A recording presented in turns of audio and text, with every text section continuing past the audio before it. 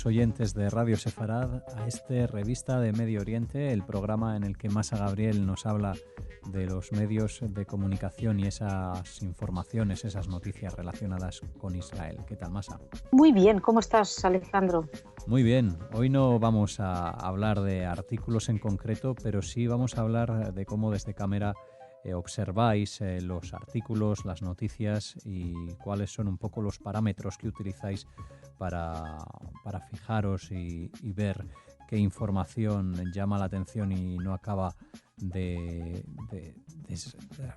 ajustarse de alguna forma a los estándares que se desarrollan en otro tipo de noticias que no están relacionadas con Israel. Pues sí, quería hoy hablar porque a raíz de varias personas me han preguntado ¿cómo hacéis para monitorizar? ¿Cómo hacéis para saber cuando un artículo está mal? Y sobre todo, cuando está mal, ¿cómo responder? Porque una de las cosas que insistimos mucho no tiene ningún sentido, y esto lo es mucho en las redes sociales. Para quienes nos escuchan y son asiduos de Twitter, pues se pueden dar cuenta que todo termina, no todo, pero a veces un debate termina en una serie de insultos que no tienen sentido. Creo que hay parámetros importantes a los que hay que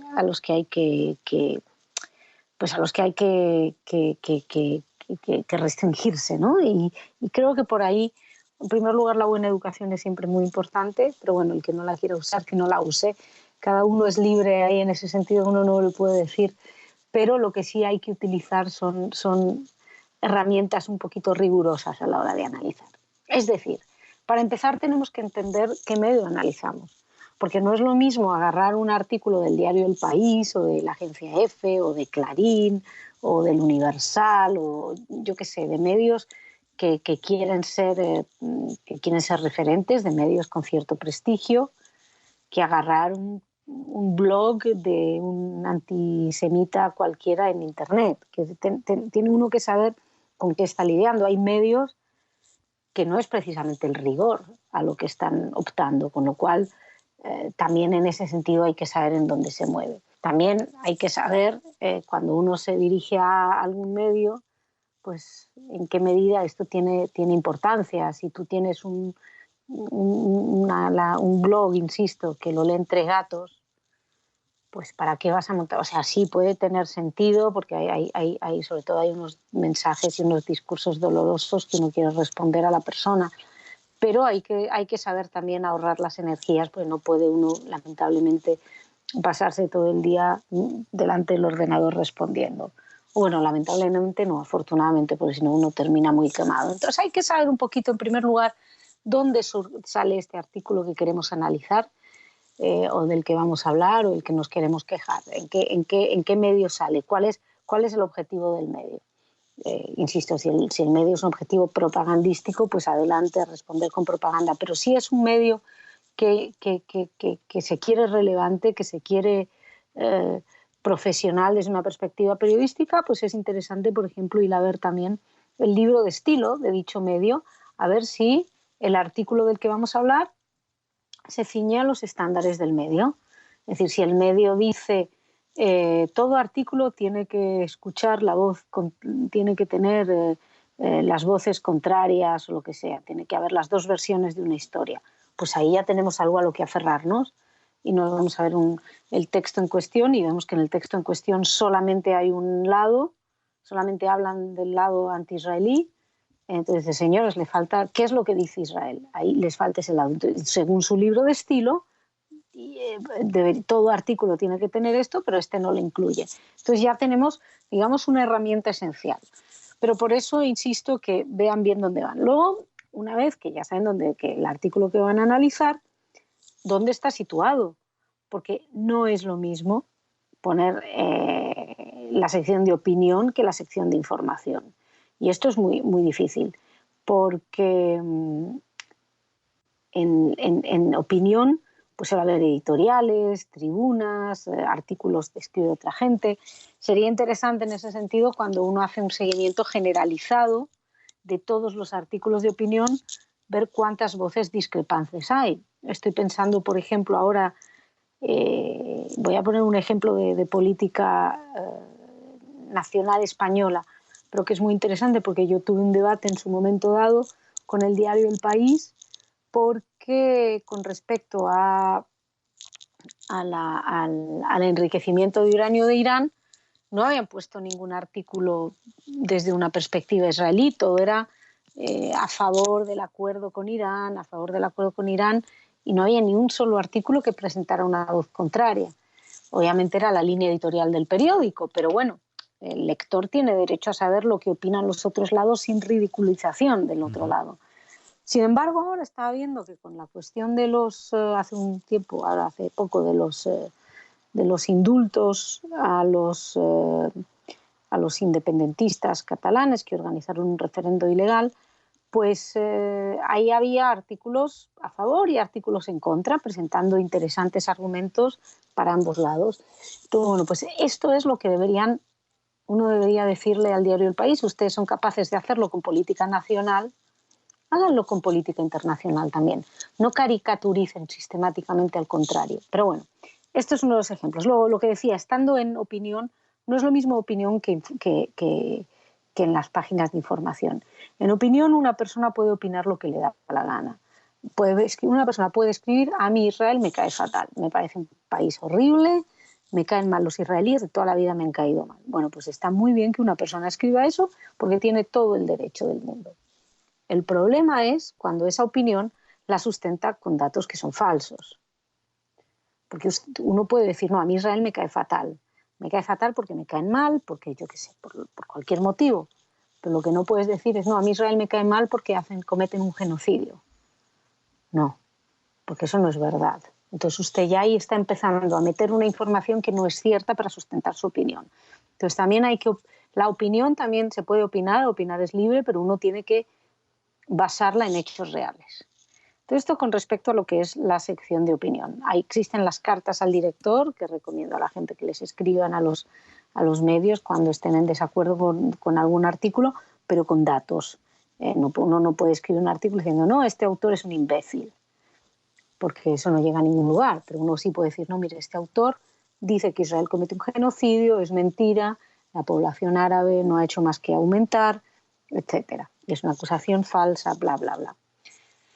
Después, cuando ya nos vamos a los artículos de información, pues justo lo contrario que hemos dicho, así como bueno, se puede meter información obviamente en un artículo de opinión, pero tiene que ser veraz. Bueno, pues un artículo de información tenemos que estar seguros de que no se editorializa esa información.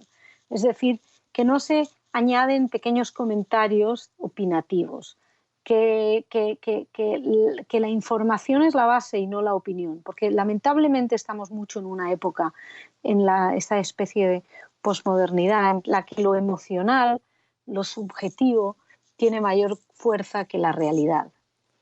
Entonces, bueno, pues hay que recordar a los medios: está usted informando, no puede opinar. Hay mucho que eso se ve mucho en lo que es la adjetivación de los medios. Se tiende mucho a adjetivar a los israelíes y no se pone ningún adjetivo con los palestinos, por ejemplo.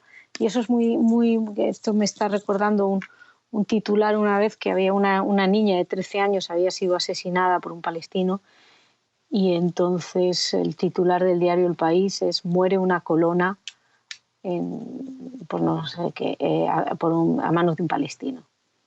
Entonces recuerdo haberme quejado, haber dicho: ¿qué es esto de una colona? Me dice: era colona. Dice: sí, y el palestino era terrorista, pero así como no adjetiváis al palestino, pues ¿por qué tenéis que adjetivar a la muchacha? Aparte de que lo de colona ya tiene en sí una carga que es dudosa, pero bueno, al final lo cambiaron por que moría cerca en una colonia, o sea, ella no la definían, pero bueno, que existe eso. Luego, sí, cuando vean el tema de los adjetivos, fíjense que el léxico, ¿no? Cuántos adjetivos se utilizan para unos, cuánto para otros, qué tipo de adjetivos, si son peyorativos.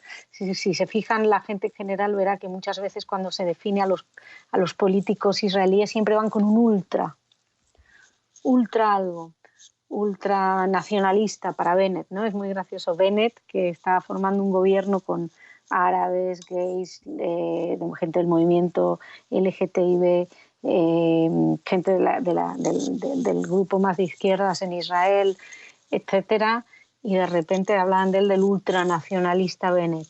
Y sin embargo luego te estaban hablando del candidato iraní, que es un clérigo de lo más extremo, y él hablaban del conservador.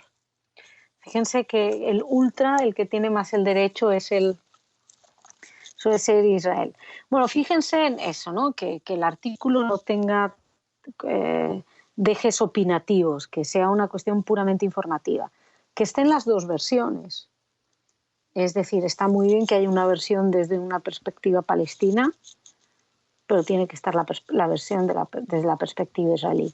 También, y esto ya es para nota, porque esto apenas se consigue, pues sí, pero es muy interesante si uno lee un artículo, ver que el palestino suele estar humanizado. O sea, tenemos un niño generalmente, una persona con nombre, apellido, profesión, y en el lado del israelí, cuando nos hablan de los israelíes, suele ser algún comunicado. Es decir, el pequeño no sé qué dice que sufrió mucho con esto. El Ministerio de Exteriores israelí mandó un comunicado alegando que... Bueno, estas son cuestiones también, si lo ponen en una balanza, qué dicen de unos y qué dicen de otros. Otra cosa, bueno, por supuesto, lo primero que hay que hacer, y es lo primero que hacemos nosotros, es que cualquier noticia que agarre uno, se va a leer la misma noticia en varios medios distintos, de diferentes colores, de diferentes sensibilidades, diferentes opiniones, diferentes tendencias. ¿Por qué? Porque ahí uno es cuando ve toda la información. Muchas veces un medio le quita información a la historia, descontextualiza porque no va en la línea que quieren. Bueno, pues ese contexto lo van a encontrar en otros. Yo recomiendo mucho, ante cualquier noticia que uno quiera analizar en España, por ejemplo, pues que se vaya a Haaretz. Muchas veces verán que es un copia y pega mal traducido de Haaretz, pero bueno, esto es lamentable, pero es así. A veces incluso son malas traducciones de Haaretz, pero bueno, yo recomiendo que uno se vaya a leer Haaretz para ver el original de la noticia que está leyendo, y después que lea Jerusalem Post, que lea Ynet, que lea Times of Israel, que se vaya a Reuters, a Associated Press, etcétera. Un montón de otros medios que van a traer información complementaria. Y quienes tengan redes sociales, pues que busquen ya personas en las que uno se fíe, que muchas veces informan desde ahí. Uh-huh. Bueno, Masa, pues yo creo que has hecho un repaso conciso de cómo monitoreáis las noticias en Revista de Medio Oriente. Lo has compartido aquí con los oyentes. Yo invito a los que nos escuchen, si tienen alguna cuestión, pues que nos lo hagan saber y nos escriban a redaccion@radiosefarad.com. También les invitamos a visitar la página web revistamo.org, que es la web de Revista de Medio Oriente. Y nada más, no sé si quieres añadir algo más antes de terminar. No. Bueno, vamos, esto es que un día, si queréis, hacemos varios días de análisis de medios, porque esto da para mucho. Titulares, entradas, fotografías, hay que fijarse en todo. Bueno, pues en otros programas, en otras revistas de Medio Oriente, veremos en la práctica todos estos asuntos que hoy nos has comentado aquí, todas estas maneras de analizar las noticias. Te agradecemos compartirlo aquí con nosotros y te esperamos en el próximo Revista de Medio Oriente. Nos reencontramos la semana que viene, Alejandro. Muchas gracias.